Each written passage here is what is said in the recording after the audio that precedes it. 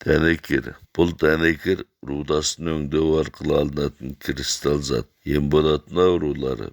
Бірінші, рецепт. Орта құлақ қабынғанда дәнекерден 9 грамм, күйдірілген ашытастан 15 грамм, бернеолдан 1 грамм қосып талқанда ұнтақ дәрі жасайды. Сонан соң құлақтың ішін әбден тазалап даярланған дәріден аз мөлшерде алып құлақтың ішіне күніне 1-2 рет үрлейді. Екінші, алқым безі, ауыз қуысы, тістің түбі қабынғанда, көз қызарып ісіп ауырғанда да жоғарыда аталған дәрі қолданылады.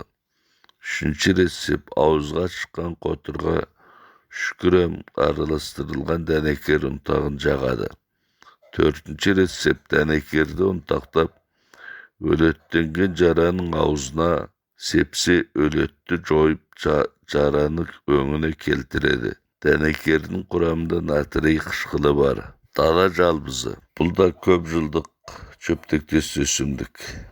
Жалбыздың тамыры дәрі болады. Көктем және күз айларында жабайы жалбыздың тамырын қазып тазалап кептіреді. Ал екпе жалбызды 3 жылға толғанда қазып алып тазалап кептіріп сақтайды. Ем болатын аурулары іркілген қанды тарқатады, жүректің қызметін жақсартады, етеккірді теңшейді, әлсіздіктен ұйқы қашқанда, бауыр, көкбауыр үлкейгенде де жалбыз пайдаланылады. Бірінші, етеккір қалыпты келмегенде 15 грамм дала жалбызы мен 10 грамм аю балдырғанда суға қайнатып ішеді. Екінші, етеккір ауыр келгенде 15 грамм дала жалбызын 6 грамм сарғалдақты суға қайнатып күніне 2 рет ішеді. Үшінші, жүректің таз артериясы қатайғанда, жүрек жаншып ауырғанда дала жалбызынан 18 грамм, қызыл шұғынық пен мақсардан 10 граммнан суға қайнатып ішеді. Күрделі салуя уколының бір ампуласы 2 миллиграмм.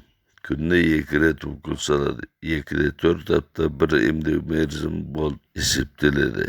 Төртінші рецепт. Бауырдың алғаш қатаюына дала жалбызынан 12 грамм, шаптыл дәнінен, шеке оймақ гүлден өңделген рауғаштан 10 граммнан, жер кенеден 6-9 грамм, жау жұмыры мен тиін тақтан 10 грамм, тасбақа қабығынан 12-24 граммды суға қайнатып ішеді. Мұны жүкті әйелдер ішуге болмайды. Бесінші рецепт. Қан тамырлары бітелгенде дала жалбызынан, 3 қат гүлінен, қызыл миядан, томар дәріден 30 граммнан, аю балдырған мен иісті тамырдан 15 граммнан суға қайнатып ішеді.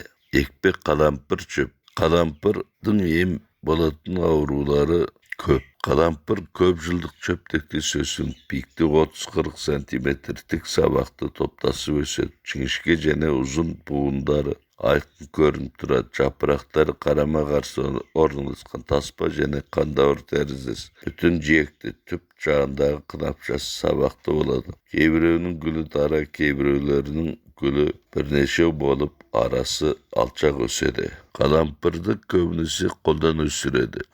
Несеп жолы және қуық қабынғанда екпе қалампыр шөп, таспа жоңышқа, жол жүлкен ұрығы, қызыл мия, ағаш шырмау, рауғашты қосып талқанда 6 граммнан ішеді. Қанап сыртының баздануына сулы бөртпеге екпе қалампыр шөптен бірнеше белгілі мөлшерде талқандап, ауырған жерге себеді, немесе қайнатып сумен ішеді. Үшінші, кіндік қызарып қабынғанда екпе қалампыр талқандап, өсімдік майына араластырып, балшық дәрі жасап ауырған жерге таңады.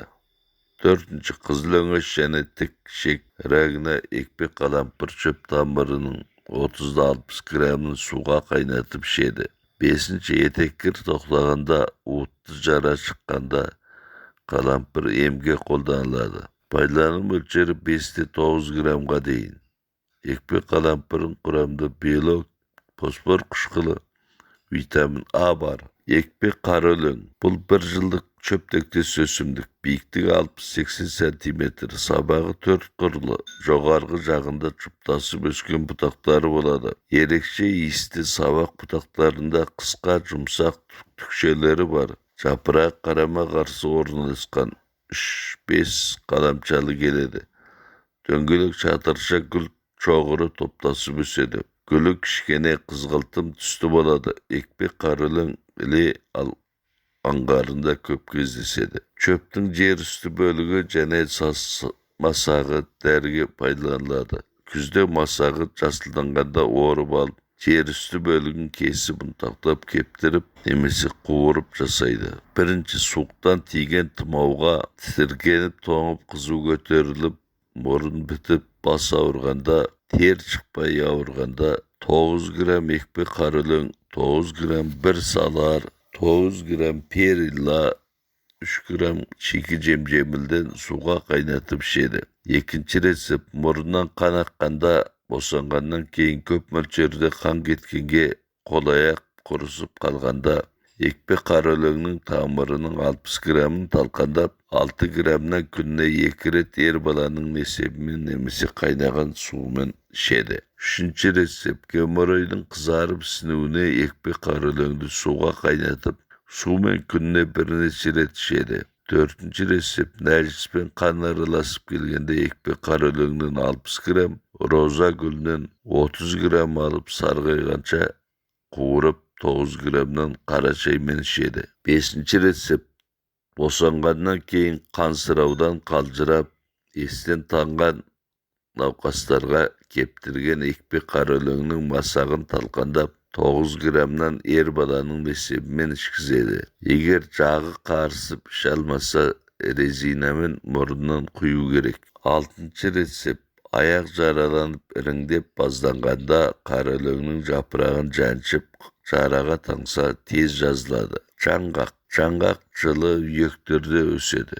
Дән бөлгіші, көк қабығы, бұтағы дәрі болады. Жаңғақ бүйректі қуаттандырады, шауқатты күшейтеді, өкпені тазартады. Дене әлсірегенде, бел қақсап ауырғанда, бас айналып құлақ шыңылдағанда 600 грамм жаңғақ дәні мен 300 грамм әлбұршақты талқандап, balga aralastırıp salmağı 9 gramdan oktarı жасап gününe 2 ret içedi. Ekinci resep sozulmalı jötölge 350 gram жаңғақ dänin 150 gram ırınsındı kosup talkandap balga aralastırıp salmağı 9 gramdan oktarı жасап içedi. Üçüncü resep büyürek kızmetinin әлsizliginden şavkat toktamaganda жаңғақ және Ubeyzinin 7 tal dänin balmen aralastırıp jatar aldında çaynap jeydi. Dördüncü resep nesip joluna tas baylanganda bir ülös жаңғақ dänini bir ülös kürüş köje kosup bir neçe gün içedi. Beşinci resep nesip jiyi gelgende жаңғақ dänini pisirip jatar aldında жылы arakpen içedi. Baylarının mölçeri 9'da 15 gram. Жаңғақтың kuramında belok, may, kant, vitamin A, sılar var. Жаңғақтың жапырағы.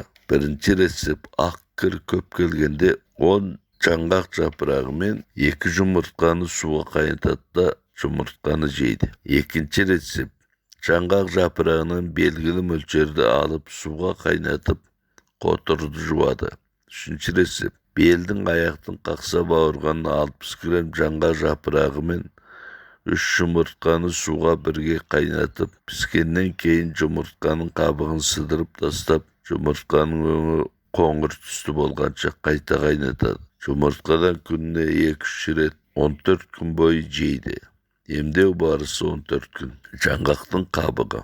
Етеккір кірнесіне жаңғақтың 60 грамм қатты қабығынан отқа күйдіріп күлін талқандап ішеді.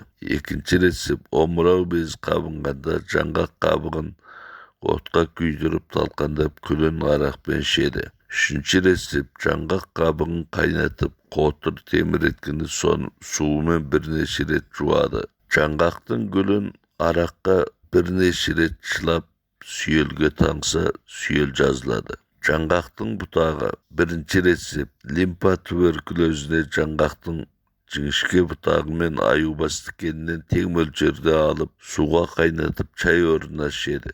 Екінші ресеп жаңғақтың бұтақтарын кайнатып кайнатпасымен чийкан және сыздауықты жуады. Үшінші рецепт жатыр мойнының ірәгіне де жаңғақ бұтағы қолданылады. Ол үшін жаңа жаңғақ бұтағынан 30 см кесіп алып 4 сағат қайнатады. Әр жолы 2 жұмыртқаны күніне 2 рет жеу керек. Бұл рецепті түрлі ірәк ауруына қолданып көрсе де болады. Жаңғақтың майы дәнінен алынады. Бірінші рецепт: құлақтың ішіне жара шығып ауырғанда су аққанда жаңғақ дәнін жаншып, майын шығарып, құлаққа жылдай тамызады. Екінші рецепт: орта құлақ қабынғанда жаңғақ дәнін жаншып, майын шығарып, оның 3 грамына биік бинпян қосып, құлақтың ішіне тамызады. Пайдалану мөлшері 9-18 грамм. Жабайы көкнар, бұқатек деп те аталады. Көкнар көпжылдық шөптектес өсімдік, биіктігі 30-50 см. Өн бойы түкті, сындырсаң ақ түсті сұйықтық ағып шығады. Қауырсын айрықты жапырақтары сабағының түп жағында топтасып өседі. Гүлі сары түсті, 4 жапырақшалары болады. Қауашақ жемісі сопақтау, шар тәрізді, сырты түкті, кейде түксізде болады. Тау беткейлерінде, шөпті жерлерде, өзен жағаларында өседі. Көкнардың жемісі дәрі болады. Жемісті күзде жинап алып кептіреді. Жүйке әсерінен бас ауырғанда, етеккір жаншуына, асқазан ауырғанда, ұзақ уақыт жөтелу және демікпеге, іш өткенде, үлкен дәрет қан аралас келгенде, шауқат тоқтамағанда жоғарыдағы дәрінің 6 грамын суға қайнатып ішеді.